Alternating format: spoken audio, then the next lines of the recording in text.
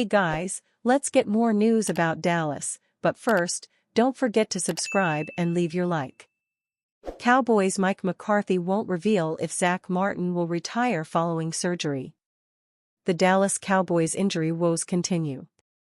Stalwart and seven-time All-Pro guard Zach Martin is lost for the 2024 season, as he will undergo season-ending surgery on his ankle. This is the third time that Martin has faced surgery on the same ankle, and considering the effects that just one surgery can have on a player, this may lead to his eventual retirement.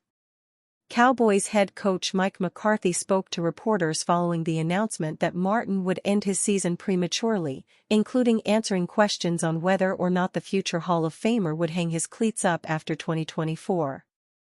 McCarthy is asked whether or not Martin's legacy should be called into question regarding the injury issues he has dealt with and getting older as an NFL player. Instead of immediately stating anything about the potential retirement for Martin, McCarthy refocuses on the surgery.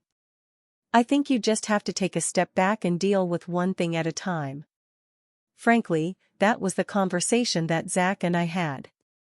You know, the focus is really about the surgery and what's next. Those are all questions that will be asked or be thought about. Really, in my conversation with him, his focus is on getting the surgery and trying to do the best he can with this ankle. This is the third surgery he has had on this ankle," McCarthy stated. Martin is clearly not thinking about anything but the surgery at this point. But having to endure surgery for a third time to a specific area of the body is likely taxing. He is also 34 years old, and though that is not old in the general sense, Martin has been in the league for 11 seasons. Most NFL players often start to feel the effects of age and wear after 10 seasons. This is especially true for offensive linemen, who have to constantly carry huge amounts of weight while stopping bigger defensive linemen and more from getting to their quarterback. Martin has played at the highest level for all 11 years, though injuries in the last few have hindered his ability to play through a full season since 2022. Despite that, he has been named a first-team All-Pro 7 times, a second-team All-Pro 2 times, and named a Pro Bowler 9 times. NFC East Power Rankings Week 14, Cowboys and Commanders build momentum. In a losing season, you must look to the next season and the future of the franchise. The Dallas Cowboys and New York Giants succeeded in their respective goals, with Dallas winning at home against New York. The Washington Commanders and Philadelphia Eagles put the NFL on notice in their wins. It's a positive outlook for the division after a string of concerning weeks for all but the Eagles. Here's where the division stands heading into Week 14. 4. New York Giants, last week. 4th, bad quarterback play will bring a team down. The same can be said about failing to prepare a quarterback to start. Quarterback Drew Lock was thrown into the starting role in Week 13 against the Dallas Cowboys after the release of longtime starter, Daniel Jones, and the injury to Week 12 starter, Tommy DeVito. Despite the lack of preparation, Lock didn't play too bad. That is even with his offensive line failing to protect him. He did his job, not turning the ball over and putting the ball into his playmakers' hands. Unfortunately, it wasn't enough to overcome a rejuvenated Cowboys defense. Tight end Theo Johnson had a solid game, catching all 5 passes for 54 yards, a good complement to Malik Neighbors' 8 catches for 69 yards. Unfortunately, running back Tyrone Tracy was held back by the poor offensive play, with his 3.6 yards per rush being the lowest since Week 6 against the Cincinnati Bengals. The defensive line struggled just as much as the offensive line, unable to sack Cooper Rush once, and getting ripped apart in the run game.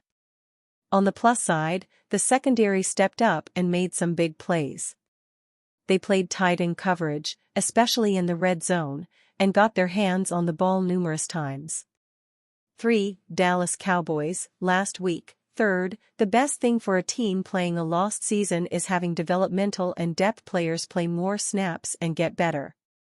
That's what we have seen with the Dallas Cowboys over the past 2 weeks. With defensive players returning from injury and finally getting settled into defensive coordinator Mike Zimmer's scheme, Dallas fields a threatening defense once again. The return of edge rusher Micah Parsons and corner Darren Bland was a relief.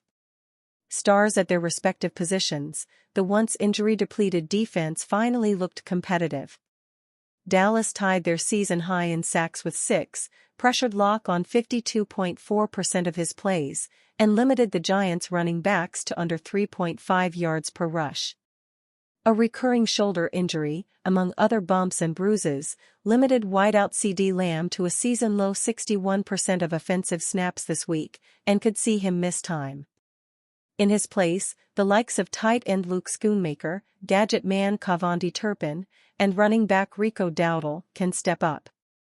That trio of players provided the stability needed to come out of the Thanksgiving matchup with a win. Schoonmaker is finally getting opportunities on offense in the absence of Jake Ferguson. Turpin was already known to be one of the best in the league with the ball in his hands, but is getting more consistent usage. Dowdle is earning himself a decent pay raise in Dallas or elsewhere this offseason. 2. Washington Commanders, last week. Second, the Commanders cruised to a win against the Tennessee Titans, and it's exactly what the team needed to get back on track. After losing 3 straight, including 2 division games, the fire in Washington is reignited. Offensive coordinator Cliff Kingsbury bet on the run game, and it worked. Receiving back Austin Ekeler was out with a concussion, and will remain on injured reserve until at least week 17.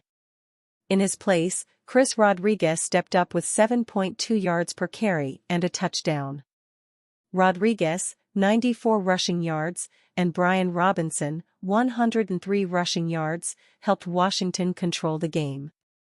Capitalizing on their opportunities was an issue in the past, but quarterback Jaden Daniels made the most of it this past week. He completed all 8 passes for 66 yards, 7 first downs, and 3 touchdowns on 3rd and 4th down. That efficiency will make the Commanders one of the top teams in the NFL again. The Titans could not get their run game going due to the early 21-point deficit in the first quarter and the Commanders' strong defensive line. That included 2 sacks, one being a strip sack, 9 quarterback hits, and 3 tackles for a loss. The weakness continues to be the secondary against the pass. Cowboys signing Stefon Diggs in play as $100 million Dak Prescott big move in free agency. The Dallas Cowboys have a blow-it-up plan which calls for the remodeling of the roster in 2025 fueled by a potential $100 million in cap room. There is Cowboys Nation skepticism regarding owner Jerry Jones as a buyer next spring because that doesn't fit this front office's habits of the last decade. Our ping-pong argument? Dallas didn't fully invest in winning in 2024, preferring to keep the franchise's salary cap powder dry for a 2025 reboot. And why would the Cowboys map out a plan to create all of that cap room with no intention of spending it? With no plan to spend it? That's what's going on, all of which can lead to Dallas owning a massive total of $100 million in cap space next March at the start of the NFL business year. No, the contracts of Dak Prescott, CeeDee Lamb and Micah Parsons will not get in the way of the plan, they are, rather, very much a part of it. We have detailed, see above link, how Dallas will get to the $100 million. And the next step for Cowboys Nation once that first order of business is understood and accepted? How will the Cowboys go about spending that money in the remodel? Which top free agents might they buy? You are allowed to dream big, and so are players like Dak Prescott. Dak this week offered a glimpse into just how much he knows about the plan, politely guiding an interviewer to Dallas' ability to sign a big chess piece. Said Prescott, "I don't think my contract is going to prevent us from making any moves or doing anything that we need to in free agency. If that big chess piece or big piece comes up." And you, fan? What do you think of the situation of Zach Martin? Leave your opinion in the comments.